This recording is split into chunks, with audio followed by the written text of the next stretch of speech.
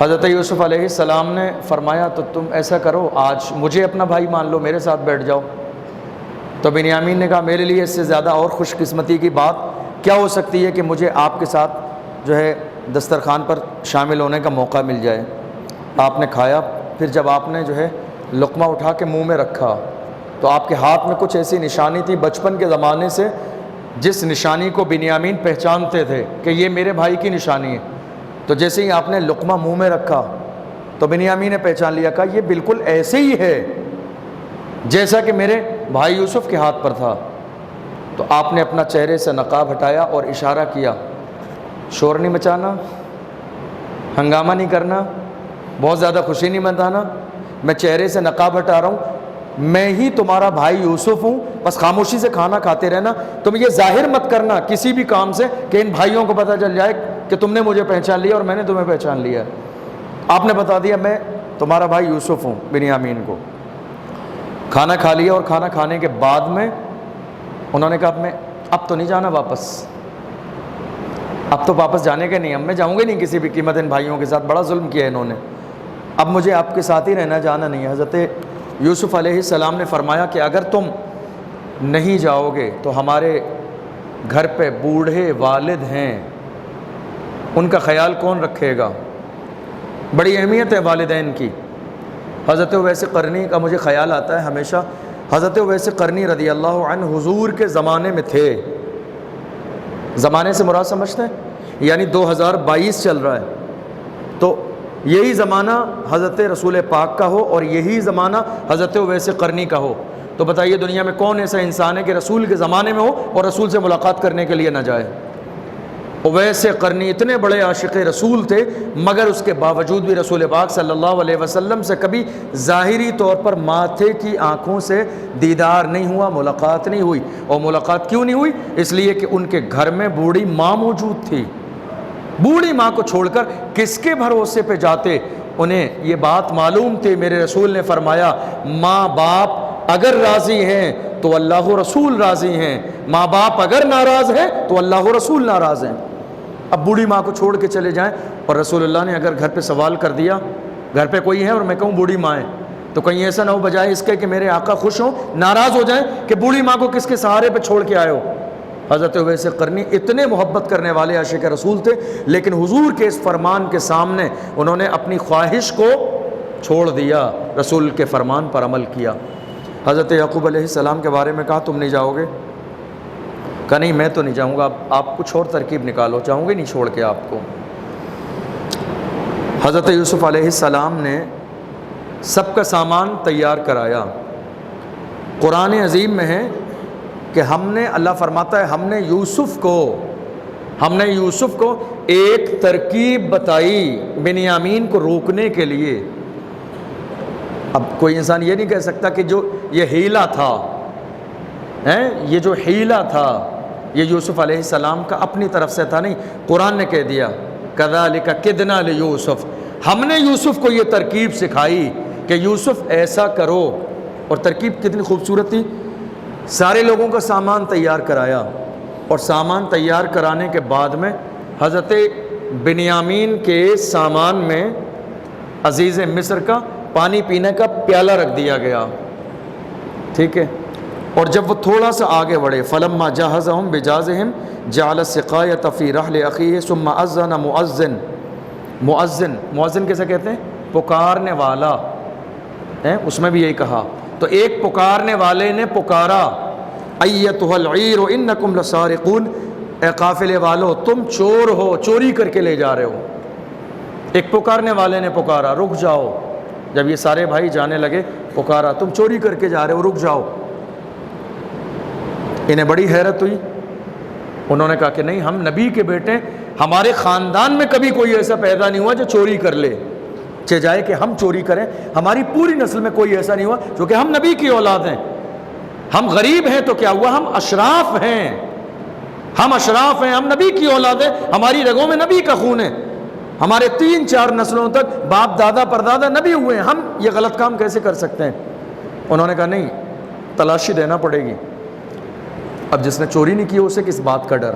انہوں نے کہا ٹھیک ہے، سامان اتار کے نیچے رکھ دیا، تلاشی لے لو۔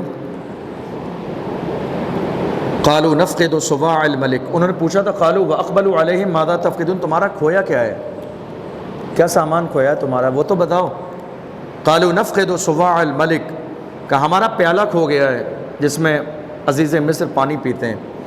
وَلِمَنْ جَاءَ بِهِ حِمْلُ بَعِيرٍ وَأَنَا بِهِ زَعِيمٌ قَالُوا تَاللَّهِ لَقَدْ عَلِمْتُمْ مَا جِئْنَا لِنُفْسِدَ فِي الْأَرْضِ وَمَا كُنَّا سَارِقِينَ، انہوں نے ہر قسم سے جو ہے سمجھانے کی کوشش کی، چوری ہم نے نہیں کی، کہا نہیں لیکن چیک کرانا پڑے گا۔ تو سارے بھائیوں کو چیک کر لیا گیا، سارے بھائیوں کو، کسی میں پیالہ نہیں نکلا۔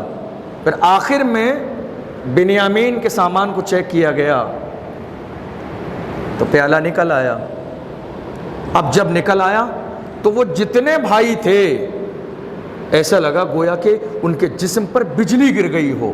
ایک شریف آدمی کے لیے یہ بہت احساس کرنے کا موقع ہے، سمجھے کہ نبی کی اولادیں ان کے اوپر چوری کا الزام لگ جائے اور اس کے بعد ثابت بھی ہو جائے، یہ زیادہ بے عزتی والی بات تھی۔ حیران ہو گئے وہ بھائی سارے کے سارے بنیامین کو ملامت کرنے لگے، تمہیں غلہ دیا، تمہیں بادشاہ نے اپنے ساتھ کھانا کھلایا، تمہیں عزت دی، شاہی مہمان خانے میں ٹھہرایا، پھر تمہیں یہ پیالہ کیوں چرانا تھا؟ ایسا کیا تھا اس پیالے میں جو تمہاری جو ہے نا اس پیالے کی خواہش باقی رہ گئی؟ سب کچھ تو تمہیں دے دیا، تمہارے پیسے واپس کر دیے، تمہیں غلہ دے دیا، تمہیں عزت دی، سب کچھ کیا، اس کے باوجود تم نے پیالہ لے لیا۔ وہ خاموش کھڑے تھے، سارے بھائی بڑا پریشان تھے۔ تو آپ سے جو ہے وہ سب کے سب آئے، معذرت کرنے لگے کہ آپ معاف کر دیجئے۔ تو آپ نے فرمایا نہیں، معاف تو نہیں کیا جا سکتا، البتہ جس نے جو ہے غلط کام کیا اس کو سزا تو ملے گی۔ تو حضرت یوسف علیہ السلام نے فرمایا قالوا فما جزاؤہ ان کنتم کاذبین قالوا جزاؤہ من وجد فی رحلہ فہو جزاؤہ۔ اب یہ دیکھیے ایک بہت باریک بات، مصر میں جو قانون تھا چوری کرنے والوں کے لیے وہ یہ تھا کہ انہیں سزا دی جائے اور جو چیز انہوں نے چوری کی ہے اس سے ڈبل چیز اس سے واپس لی جائے۔ یہ کہیں نہ کہیں آسان تھا۔ تو حضرت یعقوب علیہ السلام، حضرت یوسف علیہ السلام اگر اس قانون پر عمل کرتے تو بنیامین کو روک نہ پاتے، مصر کے قانون پہ عمل کرتے تو روک ہی نہیں پاتے، انہیں کوئی بھی سزا مل جاتی اور اس کے بدلے میں انہیں ڈبل دے دیا جاتا اور وہ آزاد ہو جاتے۔ تو حضرت یوسف علیہ السلام نے فرمایا قالوا فما جزاؤہ من وجد فی رحلہ فہو جزاؤہ۔ انہوں نے کہا اچھا تم بتا دو، تم نبی کی اولاد ہو، تمہارے باپ کی شریعت میں چوری کرنے والی کی سزا کیا ہے؟ یہ حضرت یوسف علیہ السلام کا کمال تھا۔ دیکھیے انہوں نے کتنی اچھے طریقے سے ان سے کہا اچھا ٹھیک ہے ہم مصر کے قانون کے مطابق سزا نہیں دیتے ہیں، تمہیں ہلکی لگے بھاری لگے تم اس بات کو تو چھوڑ ہی دو، تم یہ بتاؤ تم نبی کی اولاد ہو، تمہارے باپ کی شریعت میں کیا قانون ہے چوری کرنے والے کے لیے؟ انہوں نے کہا فَهُوَ جَزَاؤُهُ، جس نے چوری کی ہے وہی اس کا بدلہ ہے، اب اسی کو غلام بنا لیا جائے، یہ ہمارے باپ کی شریعت میں ہے، نہ اس کو سزا دی جائے نہ اس سے جو ہے ڈبل لیا جائے، اس کی سزا یہی ہے کہ اس کو یہی روک کے غلام بنا لیا جائے، یہ ہمارے باپ کی شریعت ہے۔ كَذَلِكَ نَجْزِي الظَّالِمِينَ فَبَدَأَ بِعَوْيَتِهِمْ قَبْلَ وِعَاءِ أَخِيهِ ثُمَّ اسْتَخْرَجَهَا مِنْ وِعَاءِ أَخِيهِ كَذَلِكَ كِدْنَا لِيُوسُفَ۔ حضرت یوسف علیہ السلام نے جب یہ سنا آپ نے کہا ٹھیک ہے مجھے منظور ہے، تمہاری شریعت کے مطابق میں عمل کر لیتا ہوں۔ اب وہ سارے بھائی تنہائی میں گئے، قالوا ان يسرق فقد سرق اخ له من قبل، تو جانتے انہوں نے کیا کہا؟ قالوا ان يسرق فقد سرق اخ له من قبل۔ وہ سارے بھائی بنیامین کے لیے حضرت یوسف علیہ السلام سے کہہ رہے تھے یہ کوئی نئی بات نہیں ہے، اس نے چوری کی ہے، اس کے بھائی یوسف نے بھی اس سے پہلے چوری کی تھی۔ قالوا ان يسرق، اگر اس نے چوری کی ہے، فقد سرق اخ له من قبل، اس سے پہلے اس کے بھائی نے بھی چوری کی ہے، یہ کوئی نئی بات نہیں ہے۔ یہ دونوں بھائی تو اس طرح کے کام کرتے رہتے ہیں، دیکھ رہے ہیں آپ حضرت یوسف علیہ السلام لیکن پوری ہمت کے ساتھ یہ سارے جملے نوازشیں ہو رہی ہیں بھائیوں کی طرف سے اور برداشت کرتے چلے جا رہے ہیں۔ فَأَسَرَّهَا يُوسُفُ فِي نَفْسِهِ، حضرت یوسف علیہ السلام نے اپنے دل میں اس کو برداشت کیا، کچھ کہا نہیں۔ وَلَمْ يُبْدِهَا لَهُمْ، اور آپ کو غصہ آیا یا برا لگا مگر آپ نے ظاہر نہیں کیا۔ قَالَ أَنْتُمْ شَرٌّ مَكَانًا وَاللَّهُ أَعْلَمُ بِمَا تَصِفُونَ، آپ نے کہا تم کتنی بری جگہ پر ہو، تم یوسف کو اور اس بھائی کو ان چیزوں سے تہمت لگاتے ہو جو انہوں نے کبھی کیا ہی نہیں۔ قالوا یا ایھا العزیز، ان بھائیوں نے کہا اے عزیز مصر، ان لہ ابا شیخا کبیرا، جس کو تم روک رہے ہو نا اس کے بوڑھے باپ بھی ہیں، فخذ احدنا مکانا، تو ہم 10 لوگ ہیں، ہم 10 میں سے کسی ایک کو لے لو، اس کو جانے دو آپ، یعنی بوڑھے باپ ہیں اور وہ اس سے کچھ خاص انہیں لگاؤ ہے، یہ خدمت کرتا ان کے ساتھ رہتا ہے۔ اس کا سگا بھائی یوسف تو جو ہے انتقال کر گیا، تو اس چکر میں جو ہے نا اس سے باپ کو بہت زیادہ انسیت ہے، بڑی محبت ہے، ان کی نظروں کے سامنے رہتا ہے تو دل کو تسلی رہتی ہے۔ آپ جو ہے ہم 10 بھائیوں میں سے کسی کو لے لیجئے۔ حضرت یوسف علیہ السلام نے فرمایا معاذ اللہ، میں اللہ کی پناہ چاہتا ہوں، میں اس شخص کو کیسے لے سکتا ہوں کہ جس نے چوری نہیں کی اس کے بدلے میں کہ جس نے چوری کی ہے؟ یہ تو ظلم ہو جائے گا دوسرے کے ساتھ کہ جس نے چوری نہیں کی ہم نے اس کو لے لیا اور اس کو آزاد کر دیا جس نے چوری کی، پھر قانون کا کیا مطلب رہے گا؟ آپ نے کہا ایسا نہیں ہوگا۔ فلما استيئسوا منه خلصوا نجيا، تو وہ تمام کے تمام لوگ فلما استيئسوا من، آپ کے جملے سے مایوس ہو گئے، خلصوا نجيا، تنہائی میں گئے اور بیٹھ کر مشورہ کرنے لگے۔ کہا بھئی آپ کیا کریں، اب کیا کرنا ہے؟ اب کوئی راستہ تو نہیں نکل رہا ہے، عزیز مصر کو بھی کنونس نہیں کر پا رہے ہیں، کریں تو کیا کریں؟ کافی دیر مشورہ کرتے رہے۔ قال کبیرہم، ان میں سے بڑے بھائی نے کہا، بڑا بھائی کون تھا؟ یہودا، الم تعلموا ان اباکم قد اخذ علیکم موثقا من اللہ ومن قبل ما فرطتم فی یوسف، انہوں نے کہا تم یاد نہیں ہے تمہارے والد نے ان کو لانے سے پہلے تم سے عہد کیا تھا، قسم لی تھی، تم چھوڑ کے کیسے جاؤ گے؟ چھوڑ کے جانے کا تو آپشن نہیں ہے۔ کچھ لوگوں نے کوئی بات نہیں چھوڑ کے چلو، کچھ لوگوں نے کہا نہیں ہم یہیں رک جاتے ہیں، تو اختلاف چلنے لگا بھائیوں میں۔ تو بڑے بھائی نے کہا چھوڑ کے کیسے جا سکتے ہیں، ہم تو والد گرامی سے عہد کر کے آئیں کہ ہم واپس لے کے آئیں گے۔ فلن ابرح الارض حتى يأذن لي ابي او يحكم الله لي وهو خير الحاكمين ارجعوا الى ابيكم فقولوا يا ابانا ان ابنك سرق وما شهدنا الا بما علمنا وما كنا للغيب حافظين۔ حضرت یوسف علیہ السلام نے فرمایا نہیں، اس میں کچھ بھی نہیں ہو سکتا۔ آپ یہ سمجھ لیجئے ایک بھائی، اب 9 بھائی تو مصر کے لیے روانہ ہوئے، ایک بھائی گیا ہی نہیں، کہ میں تو نہیں جا سکتا اس حال میں، بھائی کو چھوڑ کے کیسے جاؤں؟ ایک بار تو پہلے ہی ہم والد کے سامنے دھوکہ کر کے جا چکے ہیں، ہم آج تک شرمندہ ہیں۔ ہمارے بھائی نے کہا یوسف کو وعدہ کر کے لے گئے، واپس نہیں لائے، اور آج ہم دوبارہ وعدہ کر کے چھوٹے بھائی بنیامین کو لائے اور اسے بھی مصر میں چھوڑ کے جائیں گے۔ ہم کون سا منہ لے کے اپنے والد کے پاس جائیں گے؟ میں تو جاؤں گا ہی نہیں، تم چلے جاؤ، اگر میرے والد یہ سب کچھ جاننے کے بعد مجھے اجازت دیں گے تو یا تو میں تب جاؤں گا یا پھر میرے لیے اللہ کا کوئی حکم نازل ہو، ورنہ اس سے پہلے میں مصر چھوڑ کے نہیں جاؤں گا۔ تو ایک وہیں رک گئے، 9 بھائی گئے۔ حضرت یوسف علیہ السلام نے کہا تم جاؤ، جو کچھ ہوا ہے تمہارے سامنے بتا دینا، کوئی ظلم تو کیا نہیں گیا تمہارے بھائی نے جو کیا اس کے حوالے سے۔ وَاسْأَلِ الْقَرْيَةَ الَّتِي كُنَّا فِيهَا وَالْعِيرَ الَّتِي أَقْبَلْنَا فِيهَا وَإِنَّا لَصَادِقُونَ۔ جب یہ پہنچے تو انہوں نے حضرت یعقوب علیہ السلام کو ساری بات بتائی اور کہا اگر آپ کو ہماری بات پر یقین نہیں ہے، ہم نے پچھلی بار تو کہا تھا بھیڑیا کھا گیا، پر اس بار تو آپ لوگوں کو مصر بھیج کے پتہ کرا لیجئے کہ بنیامین زندہ ہے، اسے گرفتار کر لیا گیا، وہ زندہ ہے، ہم چھوڑ کے نہیں آئے۔ اور جو لوگ ہمارے ساتھ قافلے میں گئے تھے آپ ان سے پوچھ لیجئے اگر آپ کو ہماری بات کا یقین نہ ہو۔ قال بل سولت لكم انفسكم امرا فصبر جمیل عسى الله ان ياتيني بهم جميعا۔ آپ نے فرمایا میں بس صبر کروں گا، اب میں کسی دنیا دار کے سامنے شکایت نہیں کروں گا۔ فصبر جمیل، صبر ہی سب سے زیادہ بہتر چیز ہے، میں صبر کروں گا۔ عسى الله ان ياتيني بهم جميعا، قریب ہے کہ پروردگار عالم میرا مجھے سب سے ملائے گا، سب کو لے کر آ جائے گا۔ یعنی حضرت یعقوب علیہ السلام نے کہیں نہ کہیں اپنے جملے میں یہ اشارہ دیا کہ ان قریب میرے صبر کی برکت سے صرف مجھے بنیامین نہیں یوسف بھی ملے گا۔ انہ هو العلیم الحکیم، وہی میرا پروردگار ہے جو جاننے والا ہے اور حکمت والا ہے۔ وتولى عنهم وقال یا اسفا علی یوسف وابیضت عیناہ من الحزن فهو کظیم۔ وتولى عنهم، تو آپ نے ان سب سے چہرہ پھیر لیا۔ حضرت یعقوب علیہ السلام نے ایک جھوپڑی ڈالی ہوئی تھی جس میں آپ رہتے تھے سب گھر والوں سے الگ، جس کو بیت الحزن بھی کہا گیا کتابوں میں۔ بیت الحزن کا مطلب ہوتا ہے غموں کا گھر۔ یہ وہ جگہ تھی کہ جہاں حضرت یعقوب علیہ السلام اکثر و بیشتر وقت میں روتے رہتے تھے۔ کتابوں میں لکھا ہے تفسیر کی کہ حضرت یعقوب علیہ السلام فراق یوسف میں کتنا روئے۔ فرمایا 70 مائیں اپنے جوان بیٹے کے انتقال پر جتنا روئیں، تنہا حضرت یعقوب علیہ السلام فراق یوسف میں ان 70 ماؤں سے زیادہ روئے، اتنا روئے اتنا روئے۔ قرآن نے کہا وَبِيَضَّتْ عَيْنَاهُ مِنَ الْحُزْنِ، غم کی وجہ سے وہ نابینا ہو گئے، ان کی آنکھوں کی روشنی روتے روتے ختم ہو گئی۔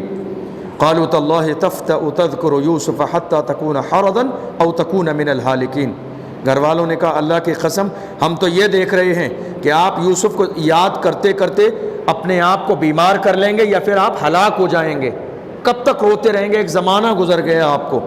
قال انما اشکو بثی وحزنی الی اللہ واعلم من اللہ ما لا تعلمون، انہوں نے کہا تمہیں کیا دقت ہے، میں اپنا درد اپنے پروردگار کو سناتا ہوں، میں اسی کی بارگاہ میں التجا کرتا ہوں اور اسی سے یہ تمنا کرتا ہوں کہ وہ میرے حال پر رحم فرما دے۔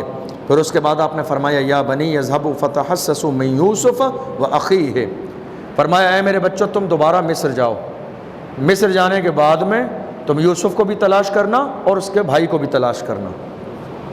یہ ایک کہہ سکتے ہیں علم غیب کا بھی اشارہ ہے کہ ایک زمانے پہلے انتقال کی خبر آئی اور آج آپ کہہ رہے ہیں نہیں تم دوبارہ جاؤ، اب صرف بنیامین کو نہیں یوسف کو بھی مصر میں تلاش کرو۔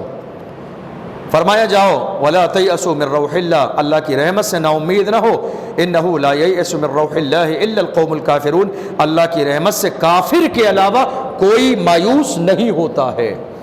فلما دخلوا علیہ قالوا یا ایہا العزیز مسنا واہلنا الضر وجئنا ببضاعۃ مزجاۃ فاوف لنا الکیل وتصدق علینا ان اللہ یجزی المتصدقین۔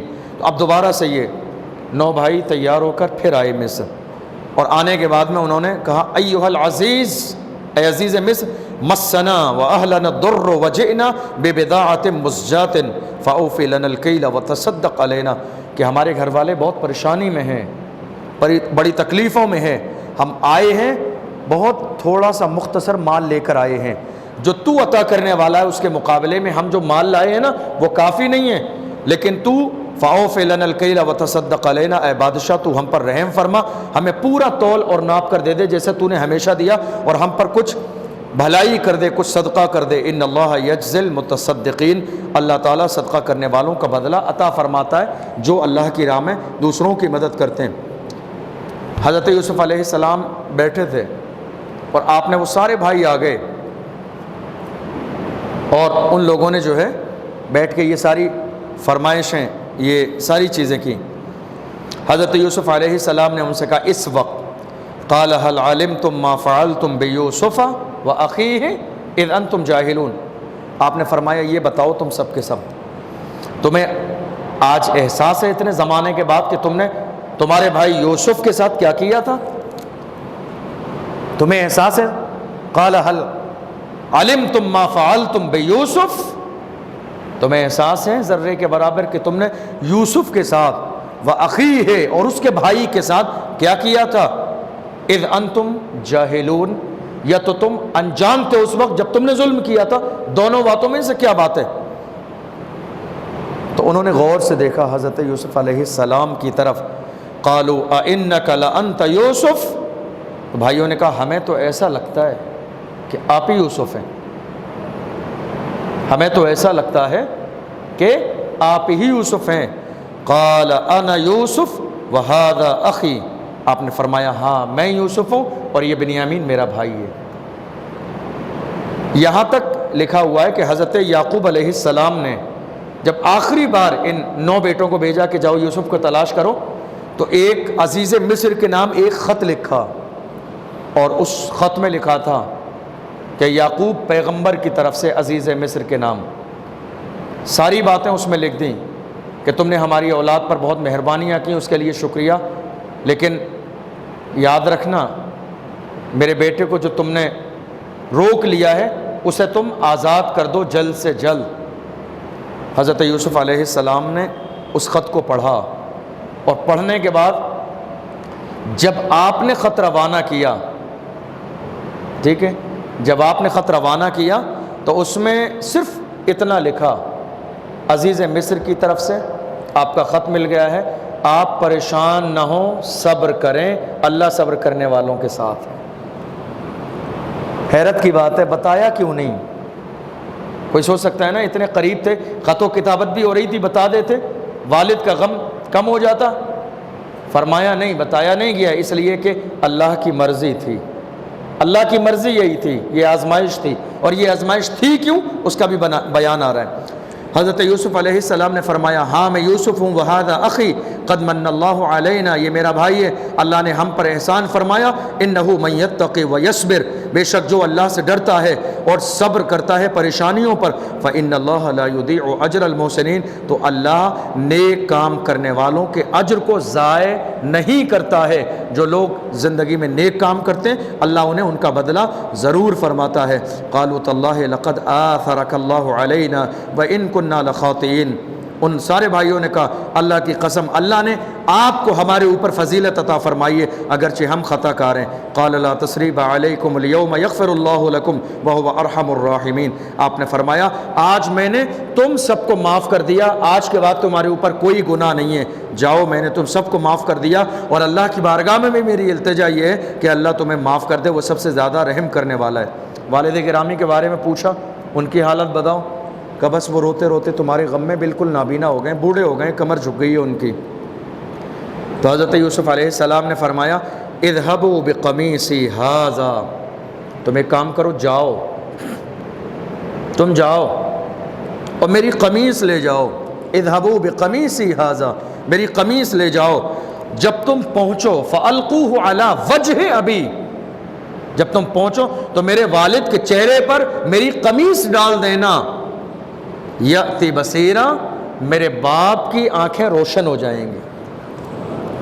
نبی کی قمیص نبی کو فائدہ دے رہی ہے، نبی کا تبرک ایک نبی کو فائدہ دے رہا ہے، تو کیا نبی کا تبرک امتی کو فائدہ نہیں دے گا؟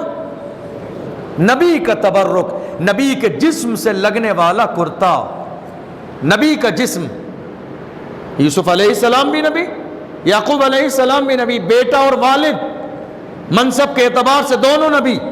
دیکھیے نبی کے جسم سے لگنے والا وہ تبرک، وہ کرتا مبارک فائدہ دے رہا ہے، کسے چھوٹا موٹا فائدہ نہیں دے رہا ہے۔ ایک زمانے پہلے روتے روتے نابینا ہو گئے، فرمایا بس میرے والد کے چہرے پہ ایسے لگا دینا، جیسے ہی لگا کے ہٹاؤ گے اللہ اس کی برکت سے، میرے کرتے کی برکت سے میرے باپ کی آنکھوں میں روشنی عطا فرمائے گا۔ اگر آج ہم تبرکات کی زیارت کرتے ہیں، خانہ کعبہ کے غلاف کو چومتے ہیں، ہے تو وہ کپڑا ہی لیکن کہیں نہ کہیں ٹچ ہو گیا ہے، جس طرح قمیص یوسف علیہ السلام کے جسم مبارک سے ٹچ ہو گئی تو یہ کمال پیدا ہو گیا کہ نبی کی آنکھوں کو فائدہ پہنچ رہا ہے۔ ویسے ہی اگر کوئی کرتا کسی اللہ والے کے جسم سے، کوئی امامہ کسی اللہ والے کے جسم سے، کوئی غلاف خانہ کعبہ کی دیوار سے، کوئی چادر غوث اعظم کی دیوار سے، کوئی چادر غریب نواز کے مزار سے ٹچ کر دی جائے تو ہمارا ایمان ہے کہ اس میں برکتیں پیدا ہو جاتی ہیں اور اللہ اس کی برکت سے ہمیں شفا عطا فرماتا ہے۔ کتنے لوگ ایسے ہیں، کتنے لوگ ایسے ہیں جن کے پاس یہ تبرکات ہیں، جب کوئی مریض ہوتا ہے تو وہی تبرک کا ایک چھوٹا سا کونا پانی میں ڈال کر اور اس کو دے دیتے ہیں، اور اللہ کا کرم یہ ہے کہ شفا مل جاتی ہے۔ سوشل میڈیا پر ایک ویڈیو ہے، دیکھیے گا آپ جا کے، ایک بچی ایک زمانے سے کوما میں تھی، چھوٹی سی بچی گود میں کوما میں تھی، پریشان تھی، وہ کوئی ڈاکٹر فائدہ مند ثابت نہیں ہوا، کوئی دوائی فائدہ مند ثابت نہیں ہوئی، تو کسی بڑی شخصیت کے پاس، کسی بزرگ کے پاس رسول پاک صلی اللہ علیہ وسلم کی نالین مبارک تھی، اوریجنل والی، تو وہ لائے اور لانے کے بعد میں انہوں نے وہ نالین مبارک اس کے ہونٹوں پہ اور زبان پہ لگا دی۔ اللہ کا کرنا ایسا ہوا، لگانے کی دیر تھی کہ وہ قوما ختم ہو گیا، وہ اپنی اصل حالت پر آ گئی۔ یہ سارے تبرکات قرآن سے ثبوت ہے۔ اذهبوا بقمیصی، فرمایا میری قمیص لے جاؤ، میرا کرتا لے جاؤ، فالقوہ علی وجہ ابی یأتی بصیرا، میرے والد کی آنکھوں پہ ڈال دینا، جیسے ہی میرے والد کی آنکھوں پہ ڈالو گے روشنی آ جائے گی۔ اب بس کتنی بڑی دلیل ہے، نبی کا کرتا نبی کو فائدہ دے رہا ہے تو کیا گنہگار امتی کو فائدہ نہیں دے گا؟ لامحالہ فائدہ دے گا۔ منہ مبارک کی زیارت تو دوڑ کے جائیے، زیارت کر لیجئے، اور یہی کہیے تو میں نہ دیکھا تو کس کام کی ہیں یہ آنکھیں کہ دیکھنے کی یہ ساری بہار آنکھوں میں۔ اس نیت کے ساتھ تبرکات کی زیارت کیجئے کہ یا رسول اللہ ہم آج تبرکات کی زیارت کر رہے ہیں، اس کی برکت سے خواب میں ہمیں اوریجنل آپ کے چہرے کی زیارت ہو جائے۔ اس نیت کے ساتھ ان تبرکات کی زیارت کیجئے۔ حضرت یوسف علیہ السلام نے انہیں دے دیا، اور وہ جو خط آپ نے لکھا تھا صبر والا وہ بھی دے دیا۔ وَأْتُونِي بِأَهْلِكُمْ أَجْمَعِينَ، اور کہا ایک کام کرو تم جاؤ اور ایک لشکر لے کے جاؤ، خاندان والوں کو بھی مصر لے کر آؤ اور والد صاحب کو بھی مصر لے کر آؤ۔ تو آپ نے تقریباً 200 گھوڑے اور بہت سارے خادم غلام دے کے آپ نے روانہ کیا، اور 9 بھائیوں کو کہا تم جاؤ سارا سامان لے کے آنا، اور یہ کرنا والد صاحب کے چہرے پہ یہ ڈال دینا اور یہ خط دے دینا ان کو، سمجھے؟ تو جب خط لے کے پہنچے، ادھر قافلہ چلا، مصر کی حد سے نکلا اس قمیص کو لے کر، اور ادھر حضرت یعقوب علیہ السلام سونگھنے لگے، ایسے کر کے چاروں طرف سونگھنے لگے۔ لوگوں نے کیا ہوا ہے؟ انی لاجد ریح یوسف، کہ مجھے آج یوسف کی خوشبو آ رہی ہے۔ ادھر مصر کی حد سے نکلے ہیں اور ادھر یعقوب علیہ السلام سونگ رہے ہیں۔ لوگ حیران ہیں کیا ہوا ہے آپ کو، یہ آج اچانک سے سونگنا شروع کیوں کر دیا آپ نے صبح سے؟ فرمایا انی لاجد ریح یوسف، میں یوسف کی خوشبو پاتا ہوں۔ یہ تو نبی ہیں، یاد رکھیے گا جب عشق کمال کو پہنچ جاتا ہے تو خوشبو بہت دور سے آ جاتی ہے۔ جب عشق کمال کو پہنچ جاتا ہے، یہ دنیا کا عشق نہیں کہہ رہا ہوں، فون لگا لیا راتوں رات لڑکیوں سے باتیں کر رہے ہیں، اس والے عشق کی بات نہیں کر رہا ہوں میں، اس والے روحانی عشق۔ حضرت امیر خسرو رحمت اللہ علیہ کہاں ہیں؟ محبوب الہی کی بارگاہ میں اجازت لے کے گئے کاروبار کرنے کے لیے۔ انہی ایام میں ایک شخص آیا محبوب الہی کی بارگاہ میں، حضور میری بیٹی کی شادی ہے، کچھ دے دیں۔ فقیر آدمی میرے پاس تو دینے کے لیے کیا ہے؟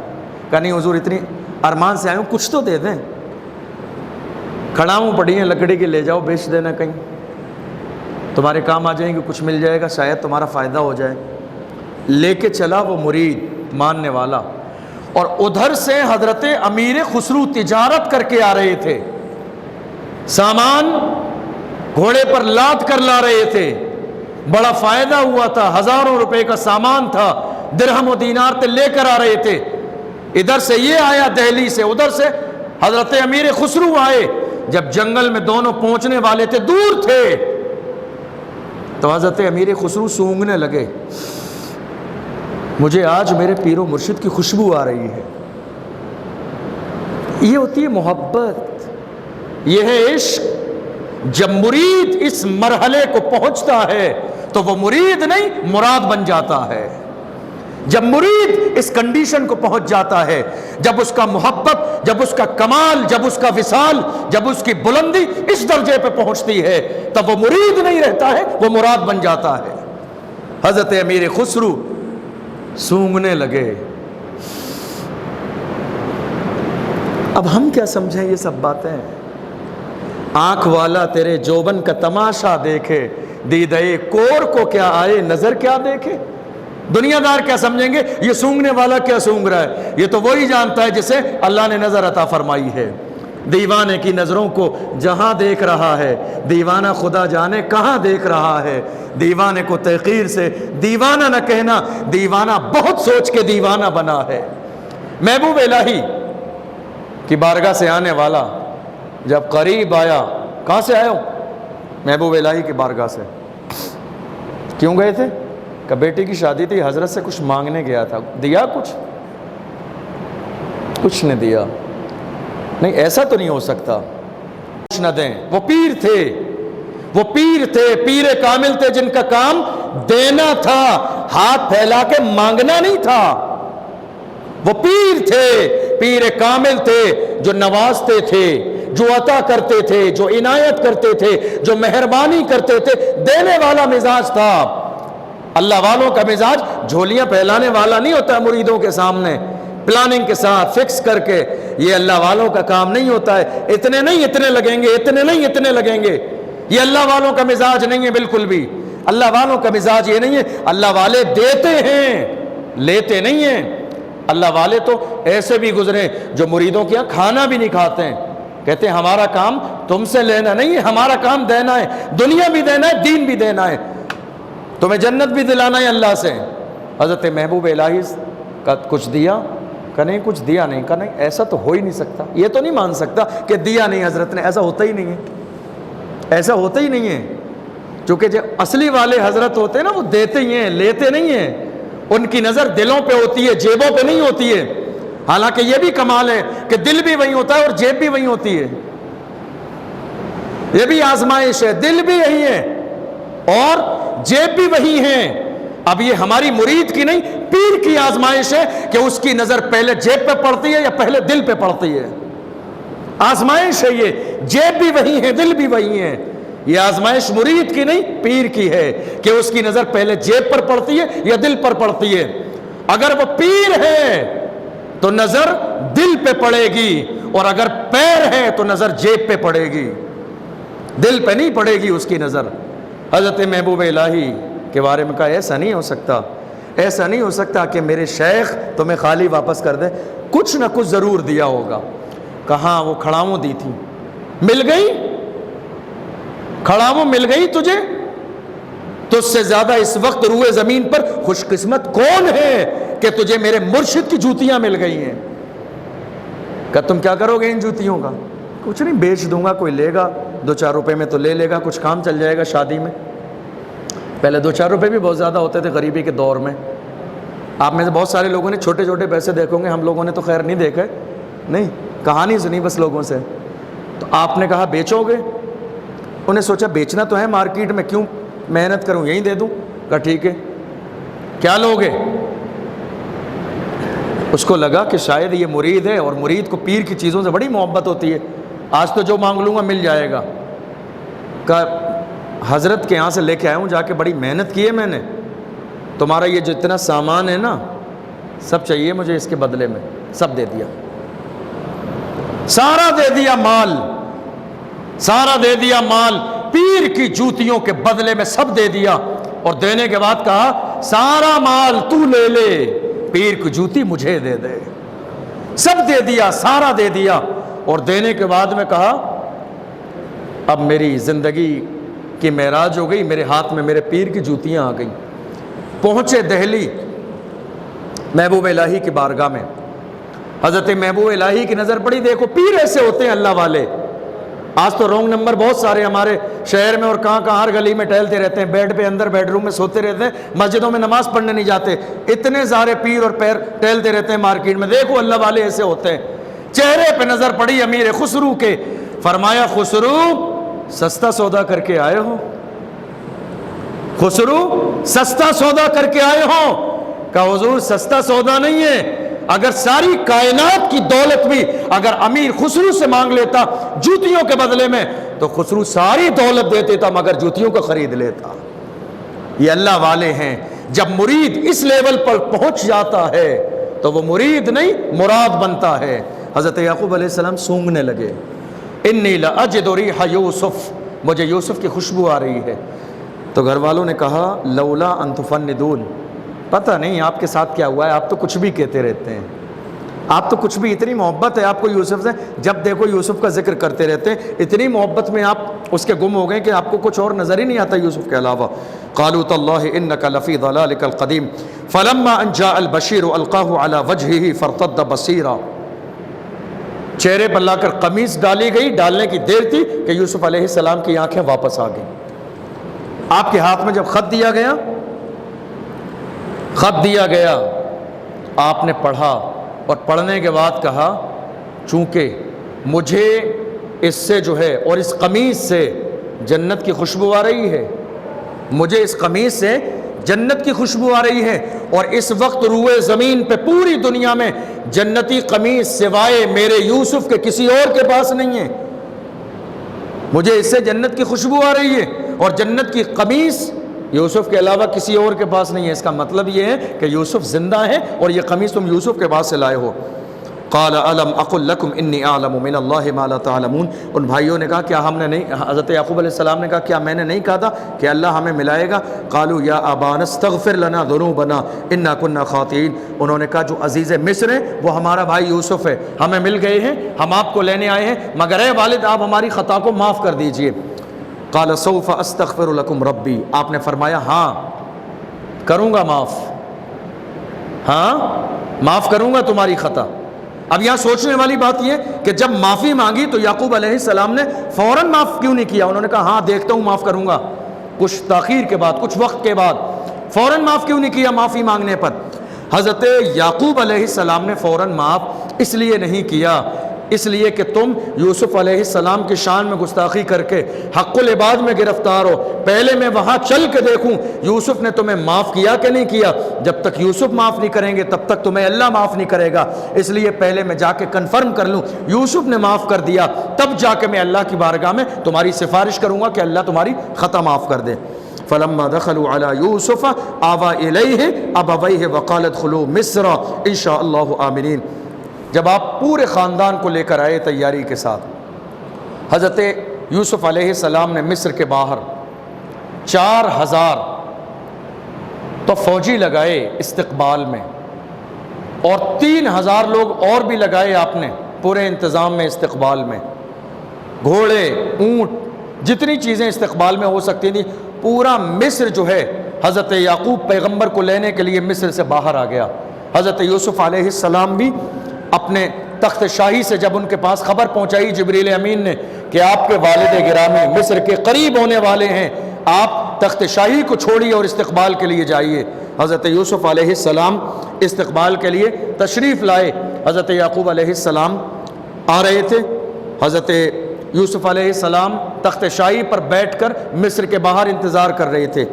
بڑا خوبصورت منظر تھا. ایک زمانے پہلے بچپن میں والد گرامی سے بچھڑے تھے، جتنی چاہت بیٹے کو ہے اس سے زیادہ چاہت والد کو بھی ہے بیٹے کو دیکھنے کے لیے. اور آج تو اللہ نے اپنی ساری نعمتوں کو میرے بیٹے پر مکمل فرما دیا، نبوت بھی عطا فرمائی ہے اور مصر کا بادشاہ بھی بنا دیا. جب قریب آئے تو حضرت یوسف علیہ السلام سے ملنے کے اشتیاق میں حضرت یعقوب علیہ السلام اونٹ سے زمین پر آ گئے کہ نہیں میں پیدل چلوں گا. حضرت یوسف علیہ السلام بھی اپنے تخت شاہی سے زمین پر آئے. لوگ حیران تھے، دیکھ رہے تھے، پورا مصر دیکھ رہا تھا کہ ایک والد اور بیٹے کی ملاقات آج کس انداز میں ہونے والی ہے، ایک زمانے سے بچھڑے ہوئے. یہاں تک کہ کتابوں میں کہ جب یہ دونوں ملاقات کے لیے تیزی سے قریب آ رہے تھے تو کئی بار حضرت یوسف علیہ السلام زمین پر گرے اور کئی بار حضرت یعقوب علیہ السلام زمین پر گرے. ایک عجیب سما تھا، ایک عجیب سا منظر تھا. والد کے دل میں اشتیاق تھا بیٹے کے قریب آنے کا، بیٹے کے دل میں اشتیاق تھا والد کے قریب آنے کا. تیزی دونوں طرف سے تھی کہ جلد سے جلد ہم پہنچ جائیں اور ہم سینے سے لگا لیں ایک دوسرے کو. حتیٰ کہ حضرت یعقوب علیہ السلام اور حضرت یوسف علیہ السلام قریب آئے تو یوسف علیہ السلام سلام کرنا چاہتے تھے اپنے والد گرامی کو.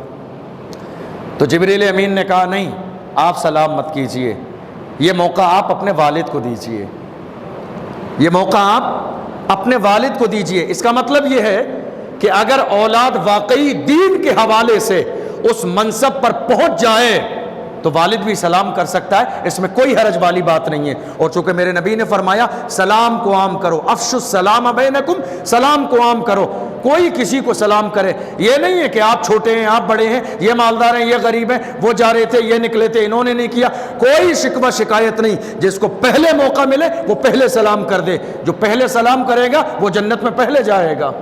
میرے آقا صلی اللہ علیہ وسلم نے فرمایا جب دونوں قریب آئے پورا ملک مصر دیکھ رہا تھا، ایک دوسرے کے سینے سے لگے. اور اس کے بعد حضرت یوسف علیہ السلام اپنے تمام گھر والوں کو، حضرت یعقوب علیہ السلام کو اپنے محل میں لے کے گئے اور اپنے والد گرامی کو اپنی شاہانہ کرسی پر بٹھایا اور آپ کی خالہ زندہ تھیں ان کو برابر میں بٹھایا.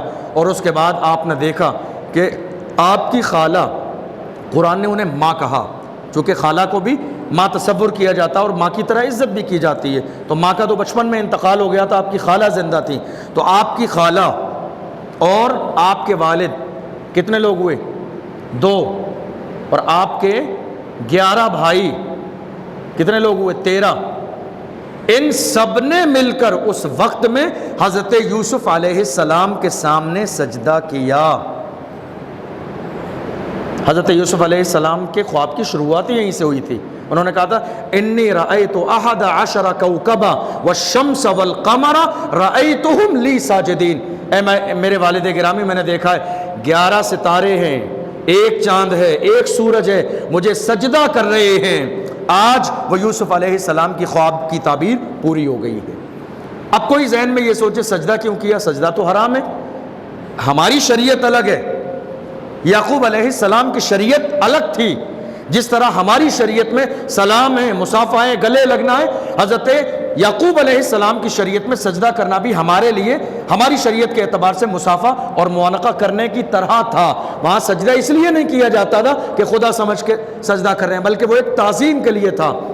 حضرت یعقوب علیہ السلام کے سامنے حضرت یوسف علیہ السلام نے کہا تھا یہی وہ خواب کی تعبیر ہے، یہی وہ خواب کی تعبیر ہے جو میں نے بچپن کے زمانے میں دیکھا تھا۔ اس کے بعد حضرت یعقوب علیہ السلام اور آپ کے سارے بچے وہیں مصر میں رہنے لگے۔ حضرت یعقوب علیہ السلام نے فرمایا یوسف تمہارے محل میں میرا دل تو نہیں لگتا ہے، چونکہ میں جھوپڑی میں رہنے والا انسان ہوں، ایسا کرو میرے لیے ایک جھوپڑی تیار کرا دو، میں اس میں رہ کے اللہ کی عبادت کروں گا۔ والد گرامی کا حکم تھا، ان کے حکم کے مطابق ان کے لیے ایک جھوپڑی تیار کرا دی گئی کہ محل تو آپ کا ہے ہی، لیکن آپ کا دل ہے جھوپڑی میں آنے جانے کا، تو آپ دیکھ لیجئے آپ کے اعتبار سے۔ اس کے بعد تقریباً 147 سال کی عمر ہوئی حضرت یعقوب علیہ السلام کی۔ حضرت یعقوب علیہ السلام کی یہ خواہش تھی کہ جب میرا انتقال ہو تو مجھے مصر میں دفن نہیں کرنا، بلکہ مجھے ملک شام لے جانا اور میرے والد گرامی حضرت اسحاق علیہ السلام جہاں دفن ہیں مجھے وہیں لے جا کر ان کے قریب دفن کرنا۔ تو آپ کے انتقال کے بعد خود حضرت یوسف علیہ السلام آپ کے جنازے کو لے کر ملک شام گئے اور وہاں آپ کو دفن فرمایا، اور تقریباً اس کے 20 سے 30 سال کے زمانے میں خود حضرت یوسف علیہ السلام نے مصر کی سرزمین پر وصال فرمایا اور اپنے بھائیوں کو اور دیگر لوگوں کو آپ نے ساری سلطنت ان کے سپرد فرما دی، سارا نظام اور قانون ان کے ہاتھ میں دیا۔ حضرت یوسف علیہ السلام کے حوالے سے ہے کہ یوسف علیہ السلام کا جب انتقال ہوا تو سب سے پہلے ساگوان کی لکڑی کا تابوت بنایا گیا، اور اس تابوت میں حضرت یوسف علیہ السلام کے جسم مبارک کو رکھا گیا، اور اس کے بعد دریائے نیل کے کنارے آپ کو دفن کیا گیا۔ مقصد یہ تھا کہ یہاں سے پانی جاری ہوگا، جو آپ کی قبر سے لگ کر جائے گا تو یہ پورے مصر کے لیے دریائے نیل کا پانی تبرک بن جائے گا۔ لیکن حضرت یوسف علیہ السلام نے یہ وصیت فرمائی تھی کہ موسیٰ علیہ السلام کا جب دور آئے گا اور بنی اسرائیل جب یہاں سے مصر سے جائیں گے انتقال کر کے ملک شام بیت المقدس کی طرف، تو مجھے یہاں چھوڑ کر نہ جائیں بلکہ میری لاش کو لے کر جائیں۔ پھر اس کے بعد جب بنی اسرائیل یہاں سے مصر سے جانے لگے ملک شام کی طرف بیت المقدس کی طرف، تو اللہ نے حضرت موسیٰ علیہ السلام کی طرف وحی فرمائی۔ پھر انہوں نے اس صندوق کو تلاش کیا کہ جس میں حضرت یوسف علیہ السلام کا جسم مبارک تھا، اور پھر وہ جسم مبارک لیا اور لے جانے کے بعد میں بیت المقدس میں حضرت یوسف علیہ السلام کے جسم مبارک کو دفن کیا گیا۔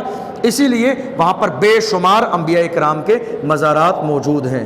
تو یہ پوری تفصیل تھی، اور اس کے بعد پروردگار عالم نے قرآن عظیم میں فرمایا کہ ہم جسے چاہتے ہیں وہ مرتبے عطا فرماتے ہیں۔ یہ ہماری اپنی مرضی ہے، یہ ہماری اپنی منشا ہے، ہم جسے چاہتے ہیں عزت دیتے ہیں، ہم جسے چاہتے ہیں ذلیل کر دیتے ہیں۔ ہماری نظر لوگوں کے دلوں پر رہتی ہے، اس لیے ہر ایمان والے کی ذمہ داری ہے کہ وہ اپنے نفس کو، اپنے دل کو بہتر بنا لے، تاکہ جیسا اس کے دل میں اچھی نیت ہو اسی کی بنیاد پر اللہ اس کے حق میں فیصلہ فرمائے۔